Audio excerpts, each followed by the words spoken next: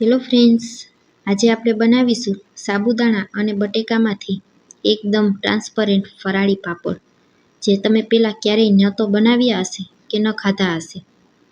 આજના પાપડ બનાવવા માટે સૌથી પહેલાં અહીં મેં 3 મોટા બટેકા લીધા છે. માપમાં જોઈએ તો આ 500 ગ્રામ બટેકા છે. બટેકાની આપણે છાલ ઉતારી અને આ રીતે તૈયાર કરી લેવાના, અને ત્યાર પછી છરીથી આપણે તેને ટુકડા કરી લેશું.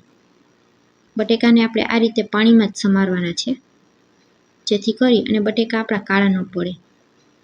તો મીડિયમ સાઇઝના એવા ટુકડા કરી અને બટેકાને તૈયાર કરી લેશું. હવે બટેકાને 2 થી 3 પાણીથી આપણે ધોઈ અને સાફ કરી લેવાના, જેથી કરી અને બટેકામાં જે પણ સ્ટાર્ચ હોય તે બધો પાણીમાં નીકળી જશે. તો આ રીતે મેં 2 થી 3 પાણીથી બટેકાને ધોઈ અને તેનું બધું જ પાણી નિતાળી દીધું છે. અને ત્યાર પછી તેમાં આપણે ફરી પાછું ચોખ્ખું પાણી ઉમેરી અને હવે તેને ઢાંકણ ઢાંકી અને 10 મિનિટ સુધી રહેવા દેવાના છે. 10 મિનિટ પછી આપણે બટેકાને ખોલીને જોઈ લેશું. 10 મિનિટ પછી જે પાણી છે તેને આપણે નિતાળી અને કાઢી નાખવાનું છે. તો હવે આ બટેકામાં બિલકુલ સ્ટાર્ચનો ભાગ નહીં રહ્યો હોય. હવે આપણે તેને એક મિક્સર જારમાં ઉમેરી દેશું અને તેનું ઢાંકણ ઢાંકી અને પાણી ઉમેર્યા વગર જ આપણે બટેકાને પીસી લેશું. અને આ રીતે એકદમ સરસ સ્મૂથ પ્યોરી તૈયાર કરી લેશું. હવે એક વાસણની ઉપર આપણે એક કોટનનું કપડું રાખી દેશું અને તૈયાર કરેલી બટેકાની પ્યોરીને આપણે આ રીતે કોટનના કપડાથી ગાળી લેશું. તમે ગળણીની મદદથી પણ ગાળી શકો છો. આ રીતે રૂમાલથી ગાળીએ તો બટેકાની કોઈ પણ કટકી છે તે બટેકાના રસમાં નહીં આવે. બધો જ રસ આ રીતે આપણે રૂમાલને હાથેથી નીચવતા જઈ અને કાઢી લેવાનો. બટેકાનો રસ છે તો તરત જ તે કાળો પડી જાય છે, તો તરત આપણે તેને થોડીવાર માટે ફ્રીજમાં રાખી દેશું. અને હવે ત્યાર પછી 1 કપ ભરી અને આપણે અહીં સાબુદાણા લેવાના છે. સાબુદાણાને મિક્સર જારમાં ઉમેરી અને તેનું ઢાંકણ ઢાંકી અને આપણે તેને દળી લેશું. અહીં આપણા સાબુદાણા આ રીતે અધકચરા એવા દળાઈને તૈયાર થઈ ગયા છે. હવે એક જાડા તળિયાવાળું વાસણ લેવાનું છે અને જે બટેકાનો રસ તૈયાર કરેલો છે તેને આપણે કપથી માપી લેશું.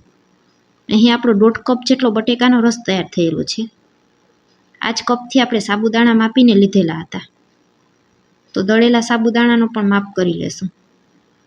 1 કપ સાબુદાણા હતા તો સાબુદાણાનો પાવડર પણ 1 કપ જ તૈયાર થયો છે.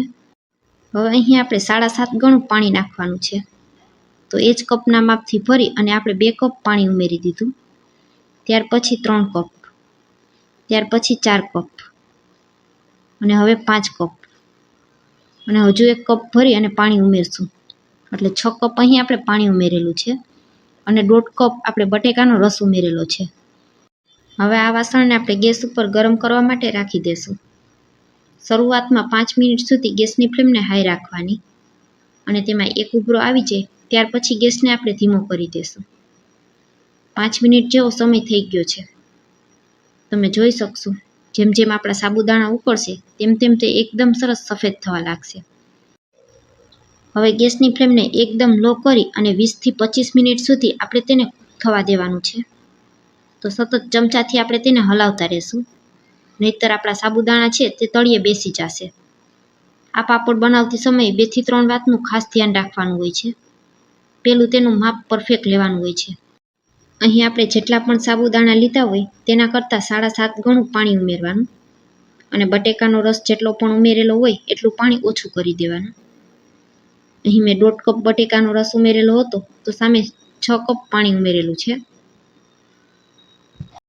આ રીતે બટેકાનો રસ અને પાણી બંને થઈ અને આપણે સાબુદાણા કરતાં 7.5 ગણું ઉમેરવાનું.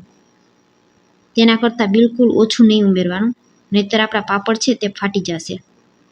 હવે ચમચાને ઊંધો કરી અને આ રીતે ચેક કરીએ તો તેમાં વચ્ચે એક લીટી પાડીને જોઈએ તો બંને લીટી સામસામે ભેગી નથી થતી. આ રીતનું આપણું સાબુદાણાનું બેટર કૂક થઈ જાય ત્યાં સુધી આપણે તેને કૂક કરવાનું. અહીં 20 થી 22 મિનિટ સુધી મેં તેને ઉકાળી લીધું છે. હવે આ સાબુદાણાના પાપડ આપણે વ્રત માટે બનાવીએ છીએ તો આપણે તેમાં ફરાળી મીઠું ઉમેરશું, જેને સિંધાલું મીઠું આપણે કહેતા હોઈએ છીએ. તમે વ્રત માટે ન બનાવતા હોય તો ઘરમાં વાપરવાનું મીઠું પણ ઉમેરી શકો છો. મીઠું ઓગળી જાય ત્યાં સુધી આપણે તેને હલાવી લેશું. માત્ર 1 જ મિનિટ સુધી આ રીતે આપણે તેને હલાવવાનું છે. હવે ગેસ બંધ કરી અને તેને નીચે ઉતારી અને થોડું ઠંડુ કરી લેશું. જો તમને મસાલા પાપડ પસંદ હોય તો આ સમયે તમે તેમાં ચીલી ફ્લેક્સ અને જીરું પણ ઉમેરી શકો છો. હું આજે સાદા પાપડ બનાવીને તૈયાર કરવાની છું. હવે આ મિશ્રણને આપણે એક વાસણમાં કાઢી લેશું. હવે જો તમારે આમનમ પાપડ બનાવવું હોય તો પણ બનાવી શકાય, અને સાબુદાણા દેખાય એવું તમને પસંદ ન હોય તો આ રીતે બ્લેન્ડરથી આપણે તેને બ્લેન્ડ કરી લેવાનું. આ રીતે બ્લેન્ડરથી બ્લેન્ડ કરી લેવાથી આપણા સાબુદાણાના પાપડ છે તે એકદમ સરસ કાચ જેવા અને ટ્રાન્સપરન્ટ બનીને તૈયાર થશે. હવે ફટાફટ આપણે તેમાંથી પાપડ પાડી લેશું, નહીંતર આ સાબુદાણાનું મિશ્રણ છે તે તરત જ જામવા લાગશે. તો આ રીતે ચમચામાં 1 ચમચી જેટલું મિશ્રણ લેતા જઈ અને ચમચાના પાછળના ભાગથી ગોળ ગોળ ફેરવતા જઈ અને પ્લાસ્ટિક શીટની ઉપર આપણે પાપડ પાડી તૈયાર કરી લેશું. પાપડ જેટલા બને એટલા પાતળા બનાવવાના છે. વધારે પડતા જાડા પાપડ બિલકુલ રહેવા ન જોઈએ, નહીંતર પાપડ વચ્ચેથી સુકાશે નહીં અને ફાટી પણ જશે. એક એક કરી અને બધા જ પાપડને આ રીતે થોડી થોડી જગ્યા છોડી અને આપણે પાડી લેશું. 1 દિવસ માટે આ પાપડને તડકામાં સૂકવવા દેવાના છે, અને ત્યાર પછી 1 દિવસ માટે આપણે તેને ઠારમાં પણ રાખવાના છે, નહીંતર આ પાપડ ઉખડશે નહીં. એકદમ સુકાઈ જશે તો બિલકુલ આ પાપડ નીકળશે નહીં. તો હવે 1 દિવસ માટે મેં પાપડને તડકામાં સૂકવી દીધા છે. બીજા દિવસે સવારે આપણે પાપડને ઉખેડી લેવાના છે. રાતે ઠાર પડશે તેના લીધે પાપડ આપણા થોડા ભીના થઈ જશે, અને પછી આપણા પાપડ છે તે સહેલાઈથી નીકળી જશે. તો આ વાતનું પણ અહીં ખાસ ધ્યાન રાખવાનું છે. 1 દિવસ તડકામાં સૂકવી લીધા પછી બીજા દિવસે સવારે પાપડને આ રીતે ઉખેડવાના. ઠાર પડશે તો જ આપણા પાપડ આ રીતે પ્લાસ્ટિકમાંથી અલગ થશે, અને ત્યાર પછી ફરી પાછા 1 દિવસ માટે આપણે પાપડને તડકામાં સૂકવી દેવાના. અહીં આપણે પાપડને 2 દિવસ સુધી સૂકવવાના છે. પાપડનું બેટર બરોબર કૂક થશે તો આ રીતે તમારા પાપડ પણ પહેલી જ વારમાં પરફેક્ટ બનીને તૈયાર થશે. 20 થી 22 મિનિટ સુધી આપણે ધીમા તાપ ઉપર તેને ઉકાળવાનું છે. તો બિલકુલ પાપડ છે તે ફાટશે નહીં, અને તમે જોઈ શકશો એક પણ પાપડ આપણો તૂટ્યો પણ નથી. એકદમ સરસ કાચ જેવા અને પારદર્શક પાપડ બનીને તૈયાર થયા છે. બીજા દિવસે આપણે પાપડને ભેગા કરી લેશું. પાપડ તમે જોઈ શકશો એકદમ સરસ સુકાઈ ગયા છે. મારી આંગળી છે તે પાપડની આરપાર દેખાઈ રહી છે. હવે આપણે પાપડને તળીને પણ જોઈ લેશું.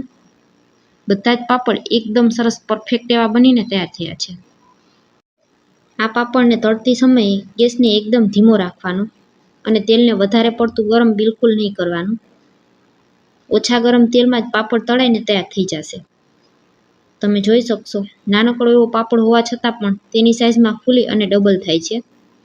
માત્ર 3 બટેકા અને 1 કપ સાબુદાણાથી તમે 100 થી વધારે પાપડ બનાવીને તૈયાર કરી શકશો. જો નાના નાના પાપડ બનાવશો તો 100 થી વધારે પાપડ બનીને તૈયાર થશે. મેં અડધા આ રીતે નાના અને અડધા મોટી સાઇઝના પાપડ બનાવેલા છે, તો પણ 50 જેટલા પાપડ મારા તૈયાર થયા છે.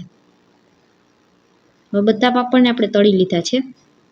એક પાપડ તમને તોડીને પણ બતાવું છું. તો બહારથી ક્રિસ્પી અને અંદરથી એકદમ પોચા રૂ જેવા પાપડ તૈયાર થયા છે. દાંત વગરના વડીલો પણ ખાઈ શકે એટલા પોચા પાપડ તૈયાર થાય છે. મોઢામાં મૂકતા જ આ રીતે ભૂકો થઈ જશે. તો ફ્રેન્ડ્સ, આજનો વિડીયો પૂરો જોયા પછી તમને પસંદ આવ્યો હોય તો વિડીયોને એક લાઇક કરજો, વધુમાં વધુ લોકો સુધી શેર કરજો, અને મારી રેસિપીઓ તમને જોવી ગમતી હોય તો મને સપોર્ટ કરવા બદલ મારી ચેનલને સબસ્ક્રાઈબ કરજો. Thanks for watching.